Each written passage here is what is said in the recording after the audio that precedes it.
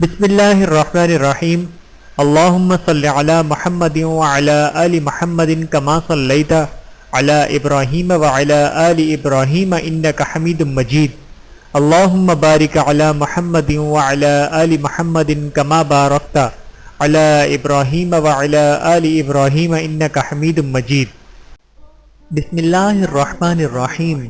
السلام علیکم ورحمۃ اللہ وبرکاتہ۔ حضرت رابعہ بصری رحمت اللہ۔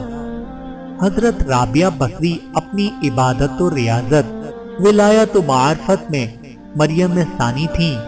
آپ نے ایک غریب و بدحال گھر میں آنکھ کھولی، حتیٰ کہ آپ کی پیدائش کے وقت گھر میں چراغ تک نہ تھا، مگر آپ کے والد خود سے یہ عہد کر چکے تھے کہ خدا کے سوا کسی کے آگے ہاتھ نہ پھیلاؤں گا۔ چنانچہ اسی پریشانی میں نیند آ گئی تو خواب میں نبی کریم صلی اللہ علیہ وآلہ وسلم کی زیارت ہوئی، اور آپ صلی اللہ علیہ وآلہ وسلم نے تسلی دیتے ہوئے ارشاد فرمایا، تیری یہ بچی بہت ہی مقبولیت حاصل کرے گی، اور اس کی شفاعت سے میری امت کے 1000 افراد بخش دیے جائیں گے۔ اس کے بعد فرمایا کہ والی بصرہ کے پاس ایک کاغذ تحریر کر کے لے جاؤ، تو ہر روز 100 مرتبہ مجھ پر درود بھیجتا ہے، اور شب جمعہ میں 400 مرتبہ، لیکن آج جمعے کی جو رات گزری ہے اس میں 100 درود بھیجنا بھول گیا، لہذا بطور کفارہ اس مکتوب بھیجنے والے کو 400 دینار دے دے۔ صبح بیدار ہو کر حضرت رابعہ بصری کے والد بہت روئے، اور خط تحریر کر کے والی بصرہ کے پاس دربان کے ذریعے بھیج دیا۔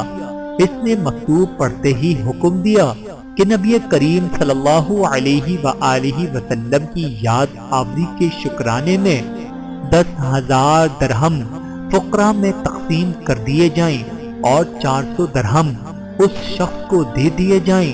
اس کے بعد والی بصرہ تعظیماً خود آپ سے ملاقات کرنے پہنچا، اور عرض کیا کہ جب آپ کو کسی چیز کی ضرورت ہو مجھے مطلع فرما دیا کریں۔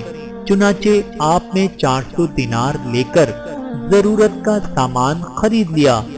رابعہ بصری نے جب ہوش سنبھالا تو آپ کے والد کا سایہ سے آپ سے اٹھ چکا تھا۔ قحط سالی کی وجہ سے آپ کی تینوں بہنیں آپ سے جدا ہو کر نہ جانے کہاں مقیم ہو گئیں۔ آپ بھی ایک سمت روانہ ہو گئیں تو ایک شخص نے پکڑ کر زبردستی آپ کو اپنی کنیز بنا لیا، اور کچھ دنوں بعد بہت کم قیمت میں آپ کو فروخت کر دیا۔ اس شخص نے اپنے گھر لا کر آپ سے بے حد مشقت والے کام لینے شروع کر دیے، مگر پھر بھی آپ کا یہ معمول رہا کہ آپ دن بھر کام کاج کے باوجود روزے سے رہتی اور رات بھر عبادت کرتی۔ ایک رات آپ عبادت میں مصروف تھیں کہ آپ کے مالک کی آنکھ کھلی تو یہ دیکھ کر حیران رہ گیا کہ آپ سجدے میں ہیں، اور آپ کے اوپر ایک نور معلق ہے۔ آپ فرما رہی ہیں کہ یا اللہ، اگر میرے بس میں ہوتا تو میں ہر وقت ہی تیری عبادت میں گزار دیتی، لیکن چونکہ تو نے مجھے غیر کا محکوم بنا دیا ہے، اس لیے تیری بارگاہ میں دیر سے حاضری ہوئی۔ یہ سن کر آپ کا آقا بہت پریشان ہو گیا کہ یہ تو اللہ کی کوئی محبوب بندی ہے، مجھے اپنی خدمت لینے کے بجائے الٹی ان کی خدمت کرنی چاہیے۔ چنانچہ صبح ہوتے ہی اس نے آپ کو آزاد کر دیا۔ ایک مرتبہ کئی دن سے آپ نے کھانا نہیں کھایا تھا، پھر جب وہ کھانا تیار کرنے لگی تو گھر میں پیاز نہیں تھی۔ آپ نے فرمایا، میرا تو برسوں سے یہ عہد ہے کہ اللہ کے سوا کسی کے آگے ہاتھ نہ پھیلاؤں گی۔ ابھی آپ فرما رہی تھی کہ ایک پرندہ چوچ میں چھلی ہوئی پیاز لیے ہوئے آیا اور ہانڈی میں ڈال کر اڑ گیا۔ آپ نے ساری زندگی شادی نہ کی۔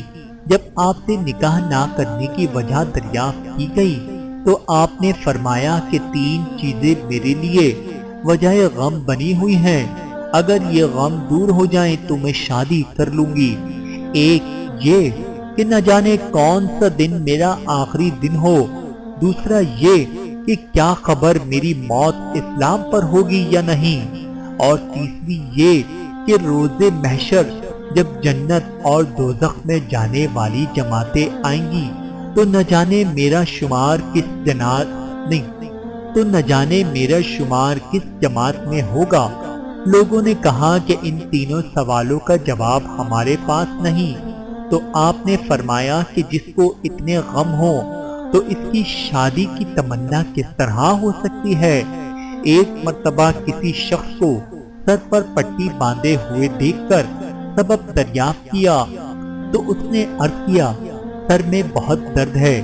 آپ نے پوچھا کہ تمہاری عمر کتنی ہے؟ اس نے کہا 30 سال۔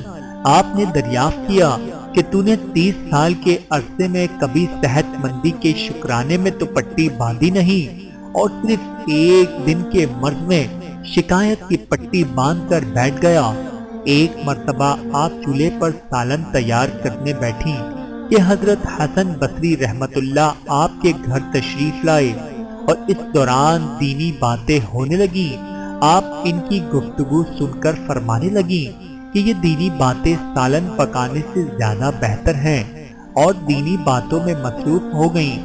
پھر مغرب کی نماز کے بعد جب ہانڈی کھول کر دیکھا تو سالن خود بخود تیار ہو چکا تھا۔ اللہ عز و جل کی ان پر رحمت ہو اور ان کے صدقے ہماری بلا حساب مغفرت ہو، آمین ثم آمین۔